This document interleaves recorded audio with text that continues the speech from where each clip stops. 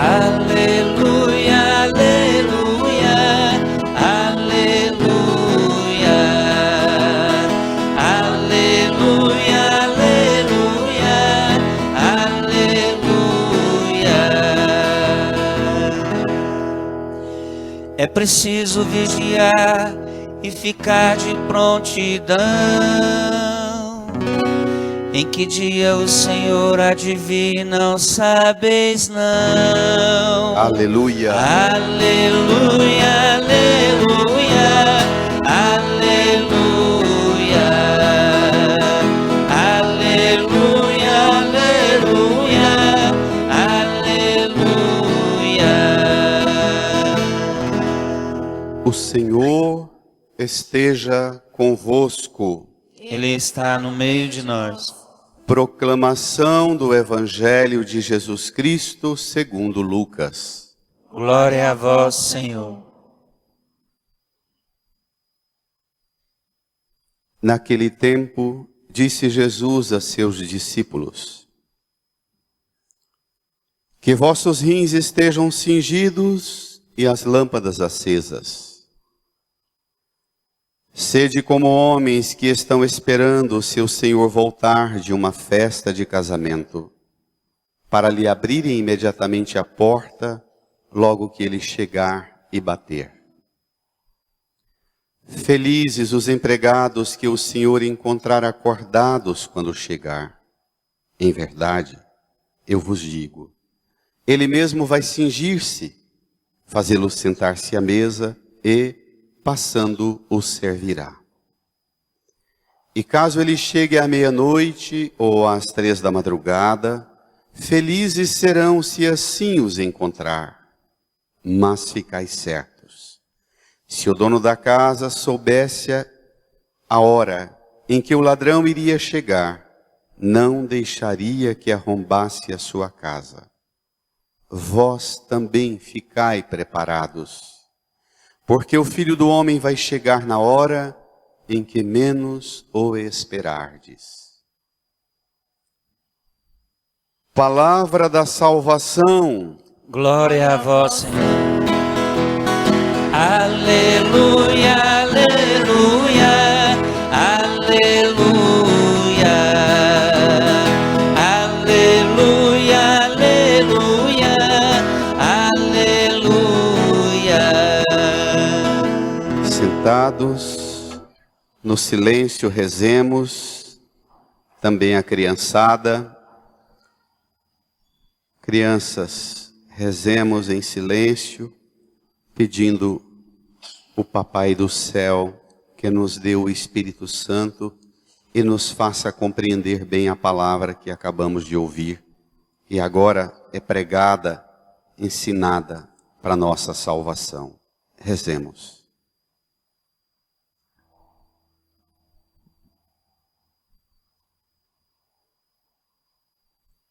Amém.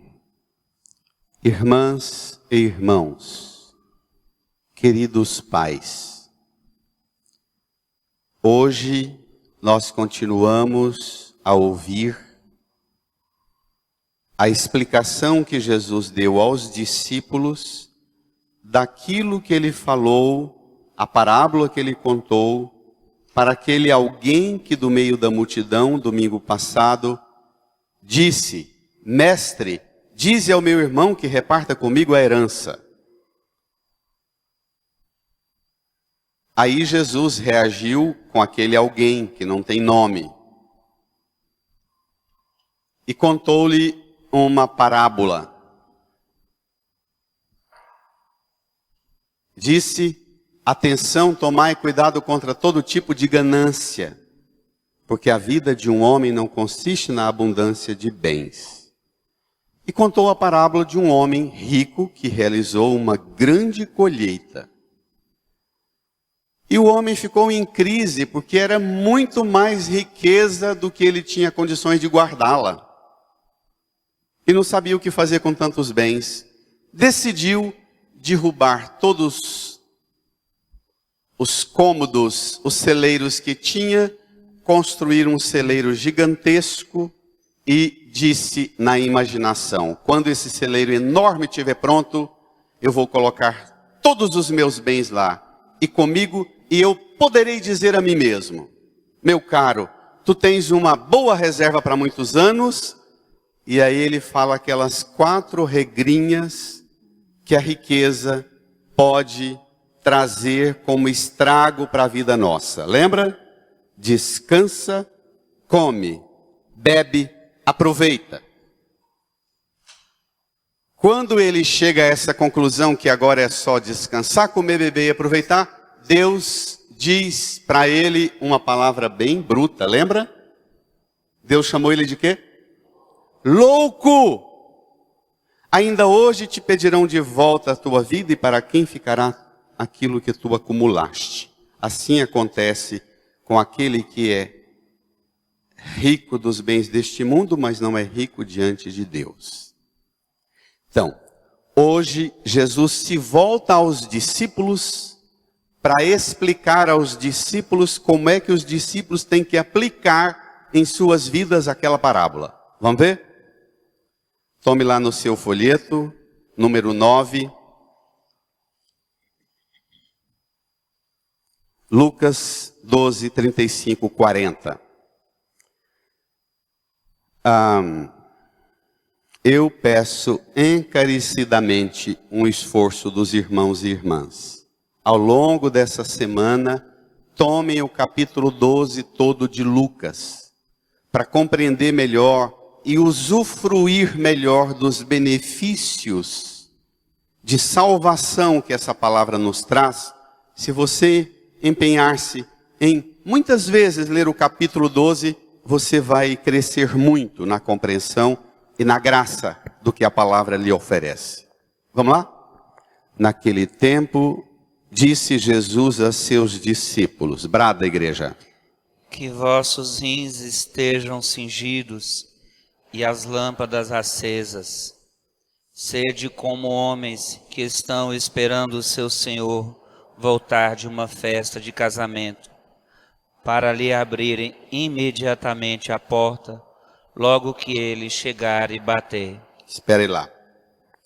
O que significa essa história? Sede, que vossos rins estejam cingidos e as lâmpadas acesas. Sede como homens que estão esperando o seu Senhor voltar de uma festa de casamento. Olha, o que está acontecendo com Jesus é uma coisa que a gente já viu muito. Jesus está viajando, desde o capítulo 9 de Lucas, para Jerusalém. A multidão que acompanha Jesus com os apóstolos, os discípulos há 3 anos, empolgado, inflamado, porque viu tantos prodígios, milagres, sinais que ele realizou, a multidão pensa, nós vamos chegar em Jerusalém e ele vai tomar o poder, dar um golpe de estado, vai ser nosso rei e vai dar cesta básica para nós o resto da vida. Só que, no capítulo 9, caminhando para Jerusalém, Jesus diz, atenção! Chegando em Jerusalém, o Filho do Homem vai ser rejeitado, perseguido e morto, no 3º dia ressuscitará. E aí provoca uma grande crise. Jesus, quando diz aos apóstolos que vossos rins estejam cingidos, lâmpadas acesas, sede como homens que estão esperando seu Senhor voltar de uma festa de casamento, ele está falando que os discípulos não podem desanimar do anúncio que ele fez da cruz. Jesus caminha para Jerusalém e já recebe a hostilidade da hierarquia religiosa judaica. Os fariseus e mestres da lei têm uma obsessão contra Jesus, enquanto a simpatia das multidões vai diminuindo cada momento. Os discípulos, os apóstolos e a multidão olham para Jesus e parece que ele não é mais aquele Messias que pretendia ter e dar a eles a solução para todos os problemas daqui.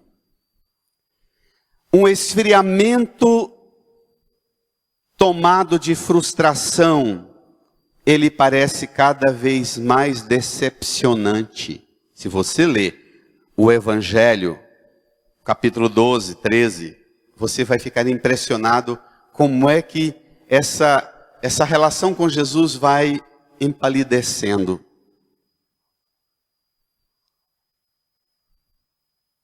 Aí é que situa o lugar dos apóstolos. O perfil do fracasso da missão que Jesus apresenta, morrer na cruz, é o perfil de uma vida que se torna cada vez mais evidente. Esse trem não vai dar certo.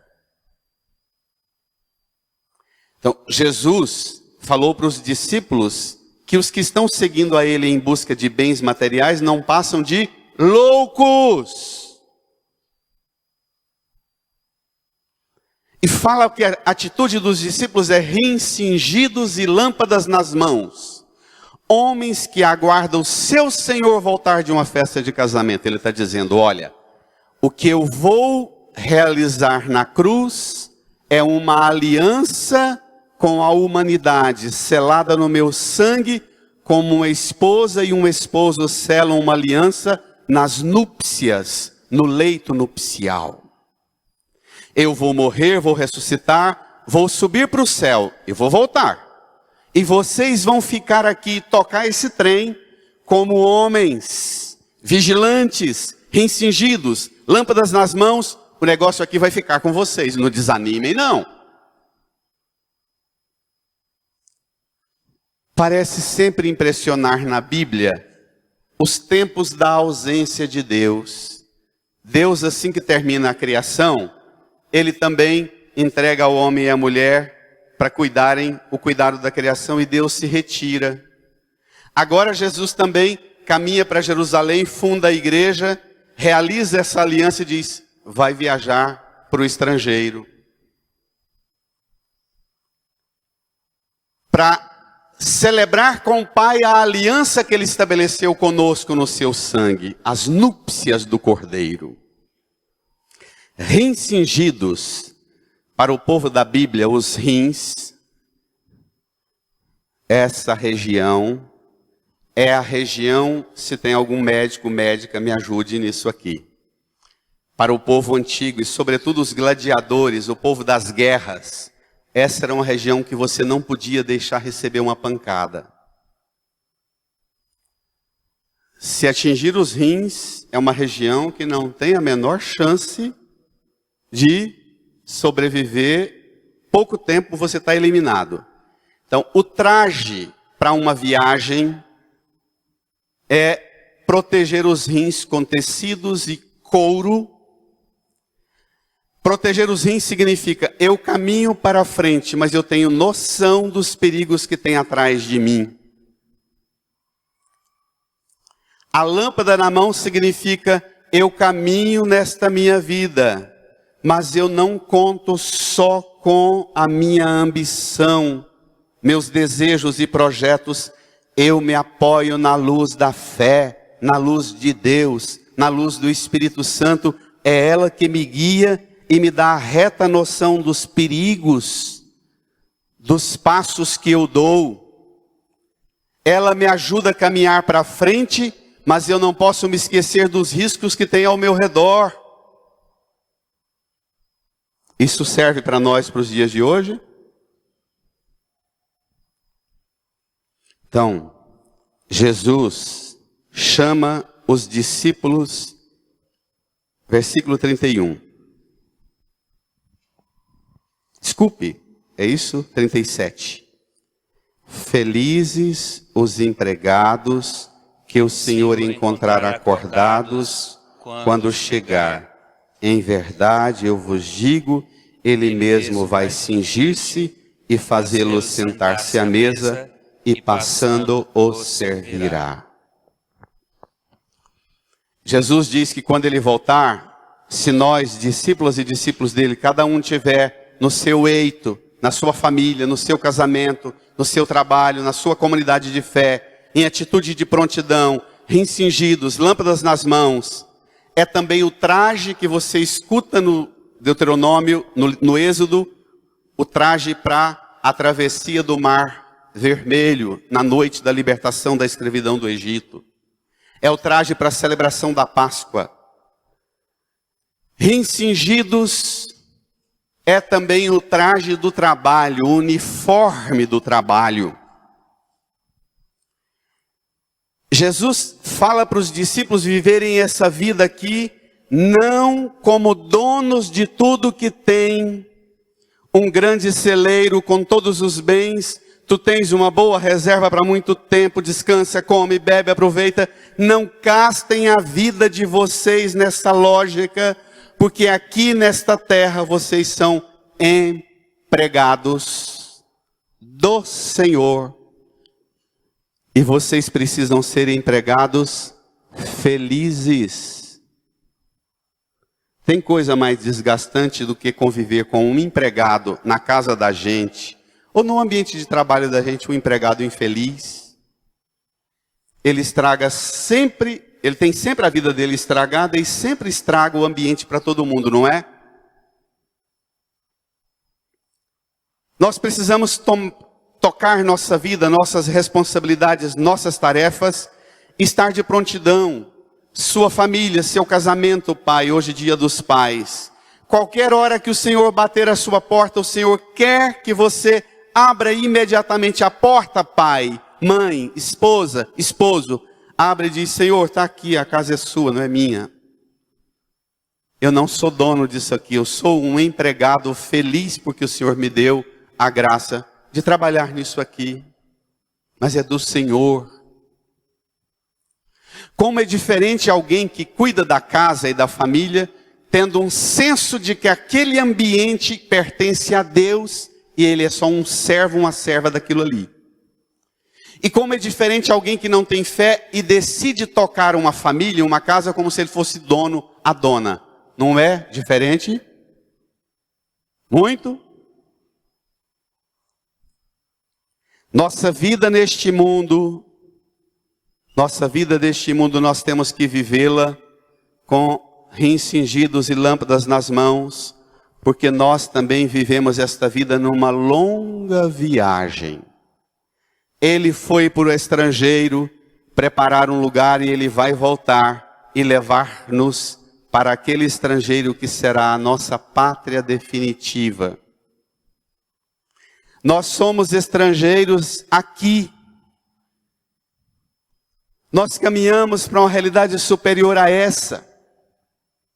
Aquela exultação que se faz na pregação dos irmãos protestantes com relação aos grandes personagens do Antigo Testamento, que foram homens prósperos, abençoados, vitoriosos, gloriosos nas guerras, nas batalhas, nas conquistas. A avaliação que o apóstolo Paulo faz na carta aos Hebreus é absolutamente diferente. Na mesma página do Evangelho, suba o olhar aí na segunda leitura, falando de todos os grandes personagens, Abraão, Sara, Isaac, Jacó, Moisés, os personagens do Antigo Testamento. No versículo 13 diz assim, leia.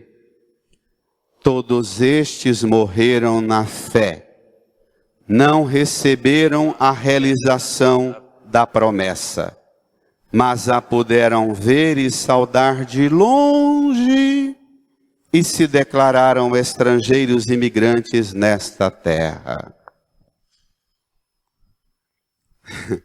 Se tivesse pregador com coragem de pregar a carta aos Hebreus, transformariam esses picaretas do Evangelho, que ganham dinheiro pregando as ilusões do mundo, pregando a carta aos Hebreus, tornaria os mendigos. Esses que enriquecem pregando o Evangelho e montam fortuna pregando o Evangelho, se tornariam mendigos se a gente apeitasse uma pregação da carta aos Hebreus. Os personagens do Antigo Testamento, caracterizados como os homens e mulheres de sucesso, eles não viram a realização da promessa, apenas a puderam ver e saudar de longe, e se declararam estrangeiros nesta terra. Mas nós também precisamos olhar para este mundo, olhar para a nossa casa, para o nosso trabalho, para o nosso cansaço, para as nossas ambições e dizer, aqui eu estou de passagem. Essa é a lógica da fé. Isso aqui passa. O Papa Bento XVI, pregando esse texto em 2008, ele disse uma coisa que me marcou assustadoramente. Diz assim o Bento: não é à toa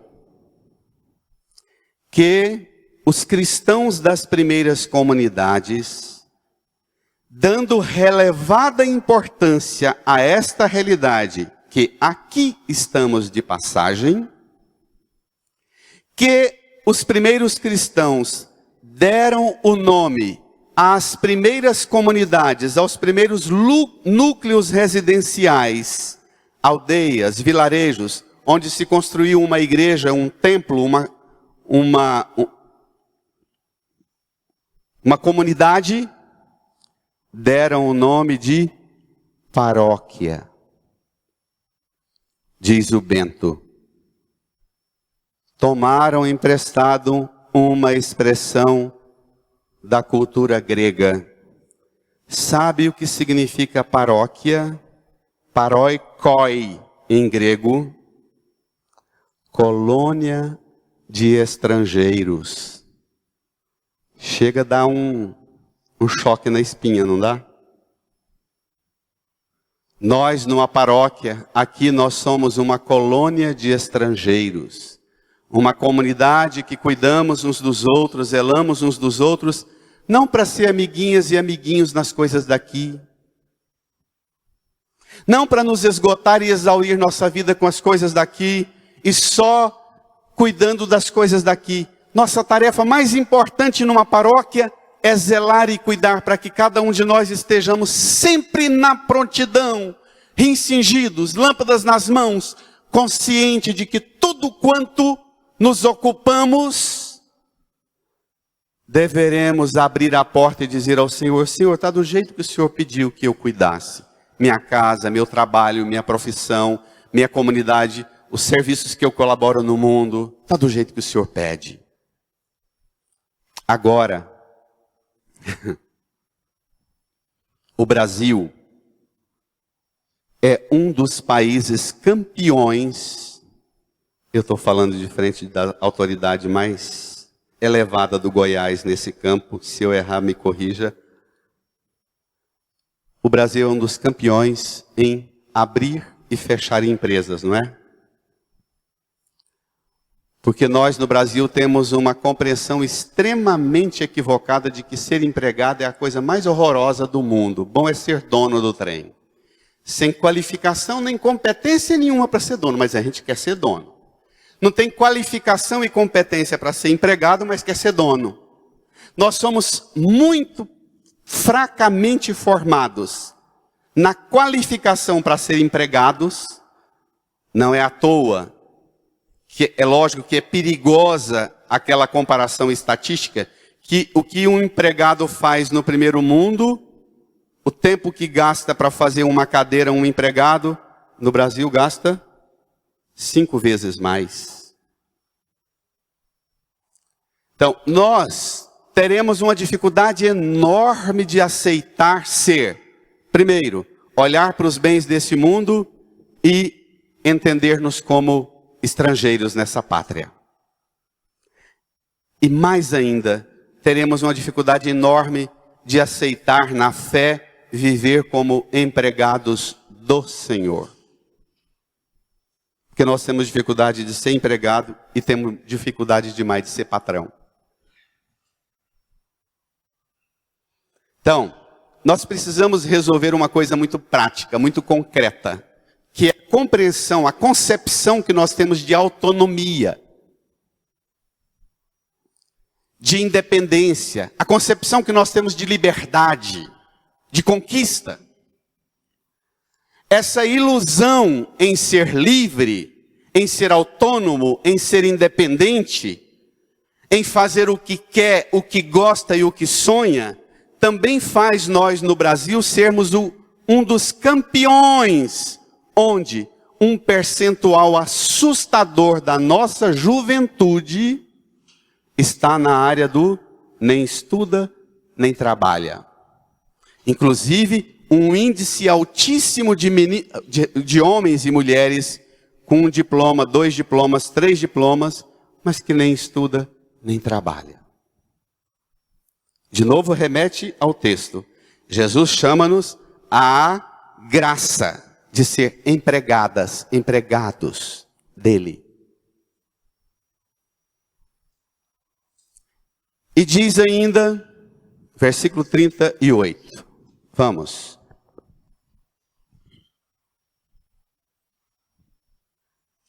E caso ele chegue à meia-noite ou às 3 da madrugada, felizes serão se assim os encontrar. Mas ficais certos, se o dono da casa soubesse a hora em que o ladrão iria chegar, não deixaria que arrombasse a sua casa. Vós também ficai preparados, porque o Filho do Homem vai chegar na hora em que menos o esperardes. Hoje, nessa missa, em ao menos 6 momentos nós falamos e rezamos que também nós esperamos a vinda do Senhor. Daqui um pouco, quando vamos rezar o Creio em Deus Pai, nós diremos lá na frente no Creio, de onde há de vir a julgar os vivos e os mortos. Depois, quando o padre termina o rito da memória da ceia, da consagração, ele diz, eis o mistério da fé. Nós vamos cantar com toda exultação, anunciamos, Senhor, a vossa morte, proclamamos a vossa ressurreição. Vinde, Senhor Jesus. Depois, quando vamos cantar o santo, nós cantaremos, bendito aquele que vem em nome do Senhor, hosana nas alturas. Quando rezaremos juntos o Pai Nosso, nós diremos, venha a nós o vosso reino, seja feita a vossa vontade. Logo depois do Pai Nosso, na oração pela perseverança, o Padre dirá, enquanto vivendo a esperança, aguardamos a vinda do Cristo Salvador. Na oração eucarística, o Padre dirá, anunciamos a obra do vosso amor até que Ele venha. Todas as vezes que celebramos a missa, ao menos 5, 6 vezes, nós nos declaramos estrangeiras e estrangeiros nessa pátria, aguardando a vinda do Senhor. O problema é que o mundo nos domina de forma tão violenta com o império do consumismo, do descansa, come, bebe, aproveita, que nossa expectativa está tudo no imediato. Nós somos escravas e escravos do imediato. O horizonte do eterno, do infinito, o horizonte que é para depois daqui, não está na perspectiva de nosso anseio, de nosso olhar. A girafa enxerga mais longe do que nós, que temos fé, só porque tem o pescoço comprido. E nós que temos fé, deveríamos enxergar longe, deveríamos enxergar o eterno e termos anseio do eterno. Hoje é dia dos pais. Pai, hoje é dia de você dizer a Deus que você cuida da sua casa, dos seus filhos, da sua família. Essa semana é semana de oração pela família. É dia também de você, mãe e esposa, olhar para o seu trabalho, para a sua casa, para a sua família e dizer ao Senhor, Senhor, dá-me a alegria de um empregado do Senhor, feliz, com rins cingidos e lâmpadas nas mãos.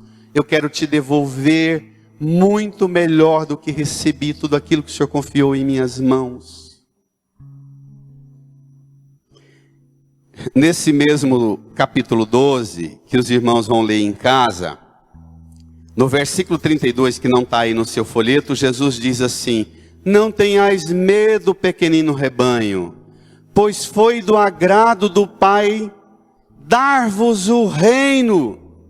Vendei vossos bens e dai em esmola, fazei bolsas que não se estraguem, um tesouro no céu que não se acabe, ali o ladrão não chega nem a traça corrói.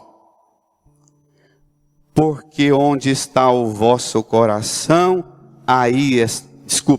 porque onde está o vosso tesouro, aí estará também o vosso coração.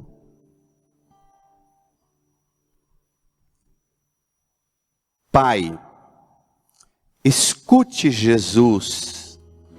Olhemos para a cruz. Para nós mais velhos, pai é símbolo de serviço, não é? De doação, de mãos calejadas. Tem muitos pais, muito trabalhadores aqui, que até nem mais precisavam na lógica do mundo de trabalhar, mas que trabalham muito e que não tem calo na mão, porque as profissões de hoje não têm necessariamente calo na mão. Mas os calos na mão de Jesus foi de carregar a cruz, e o calo mais forte, a marca do cravo que traspassou sua mão. Hoje nós podemos tocar a mão de Jesus e sentir os calos da mão de nosso Pai e dizer a Jesus: obrigado, Senhor, pela fé que o Senhor deu ao meu pai, à minha mãe, aos meus avós, aos meus antepassados, que caminharam na fé, guiados pela fé e pela esperança, tocaram suas vidas se declarando estrangeiros nessa terra, não puderam ver a realização das promessas, apenas a puderam saudar de longe, mas perseveraram, e mesmo não vendo realizada, não desanimaram. Obrigado, Pai, obrigado, Mãe, obrigado, antepassados, pelo calo nas mãos de Jesus e o calo nas mãos de cada pai e mãe que sustenta a sua família. Nós vivemos um mundo de gente insatisfeita e, na maioria das vezes, insatisfeita com muito.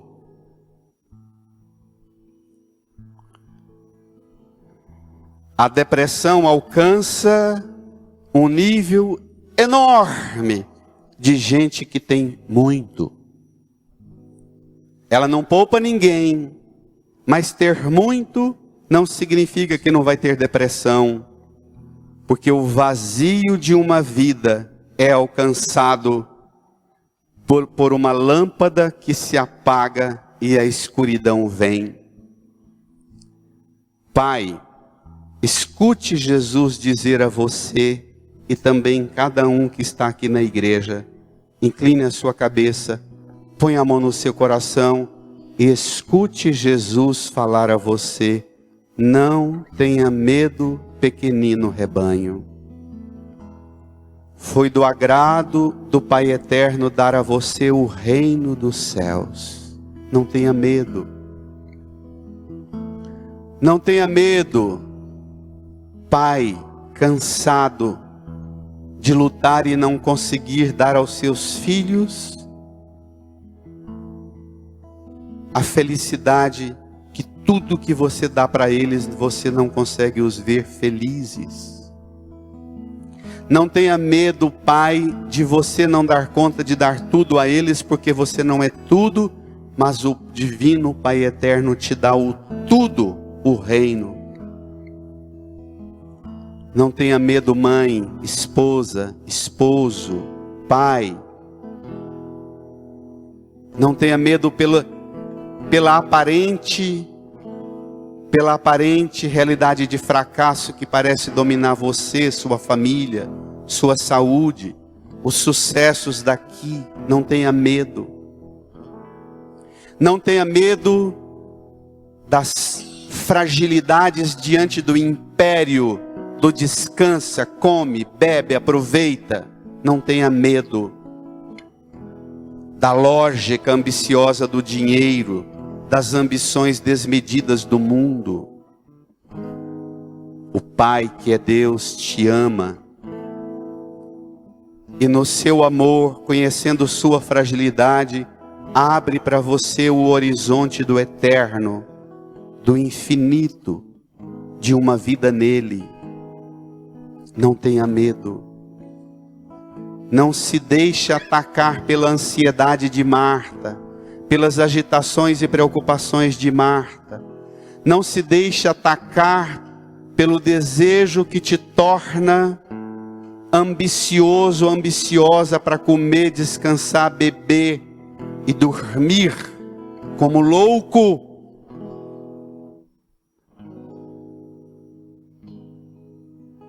O Senhor sempre vem ao nosso encontro. O Senhor sempre abre para nós as portas de uma vida infinita e feliz.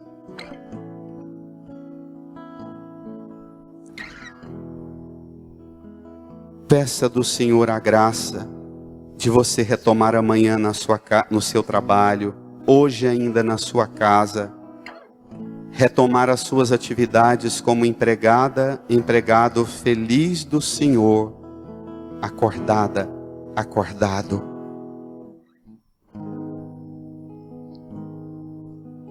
Estenda a sua mão aqui para a cruz de Jesus. E Ele diz a você: vinde a mim todos vós que estáis cansados e sobrecarregados de carregar pesados fardos. É em mim que vocês encontrarão descanso. Na cruz, Ele ofereceu o seu corpo e o seu sangue para dizer na Eucaristia: tomai e comei, tomai e bebei, isso é meu corpo, é meu sangue, que dará a você uma força que te fará passar por este mundo sem medo de ser estrangeiro, migrante, e não ser nunca escrava e escravo dos apegos das coisas daqui, das frustrações, das decepções, dos complexos de não conseguir o sucesso daqui. Não tenha medo. Vinde comer, vinde beber o meu corpo e o meu sangue. Descanse em mim, repouse em mim. Vinde. Eu sou o Senhor que abriu para você as portas da pátria celeste, da pátria definitiva. Vinde. Põe a mão no seu coração, converse com Jesus e peça a Jesus para dar a você a coragem de não ter a tentação daquele homem de domingo passado, que pediu os bens deste mundo para descansar, comer, beber e aproveitar. Peça a Jesus para te dar a coragem de retomar a sua vida hoje na sua família, amanhã no seu trabalho e na sua escola, como um empregado feliz que o aguarda. Fale com Ele.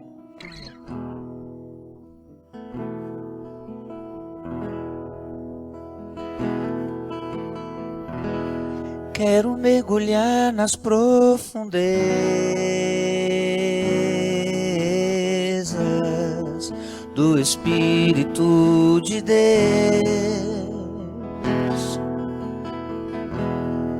e descobrir suas riquezas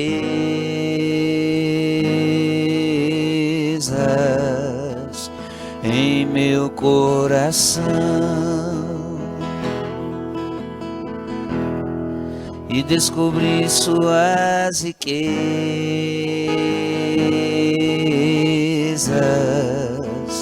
em meu coração.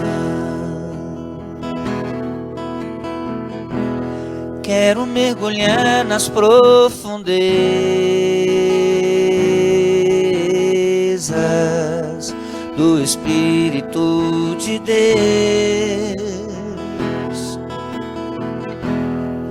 e descobrir suas riquezas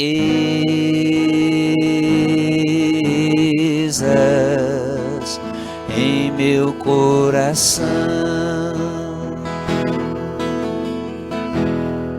E descobrir suas riquezas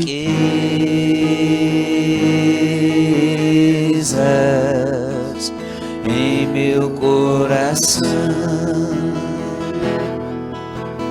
É tão lindo,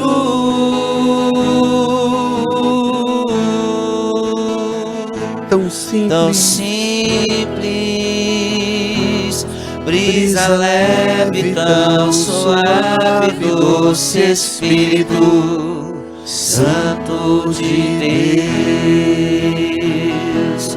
Brisa leve, tão suave, doce Espírito Santo de Deus.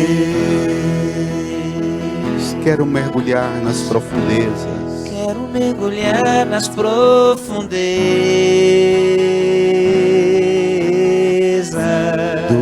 do Espírito de Deus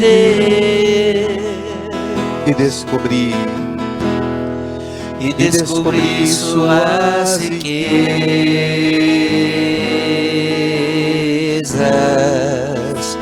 em meu coração. E descobrir suas riquezas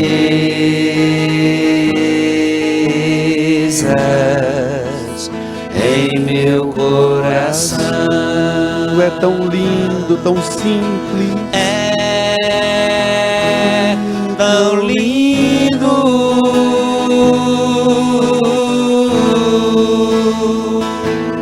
tão simples.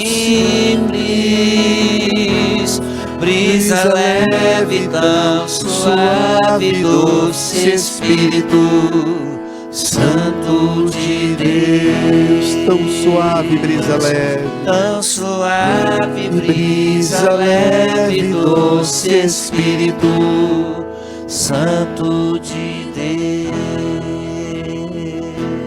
Fiquemos em pé. Estenda as mãos para a cruz de Jesus.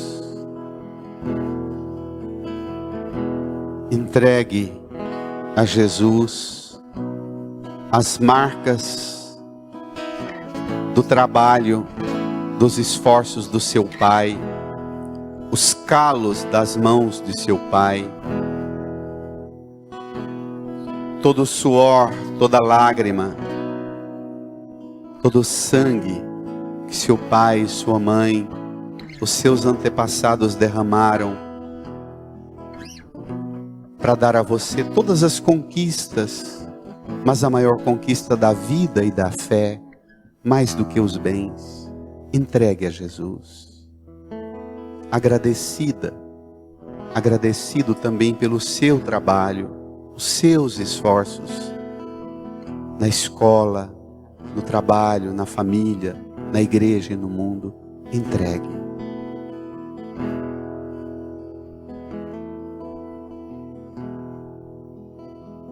Diga comigo, Jesus. Jesus, Pelas marcas nas suas mãos, pelo trabalho que o Senhor realizou, pelo trabalho que o Senhor pela realizou, nossa salvação, pela nossa salvação, pela salvação do mundo, eu renuncio hoje tudo que me tem dominado, tudo que tem me dominado, como escravo das coisas deste mundo, a regra do descansa, come, bebe, aproveita. Jesus, eu não serei escravo dessa regra. Do mundo. Eu me ofereço para trabalhar na missão que o Senhor me confiar, na minha família, na igreja e no mundo. Pelas marcas das suas mãos, pelas marcas nas mãos de meu Pai, eu me comprometo também a trabalhar, aguardando a sua vinda. Obrigado, Jesus. Por tudo que eu posso fazer, por um mundo melhor. Amém.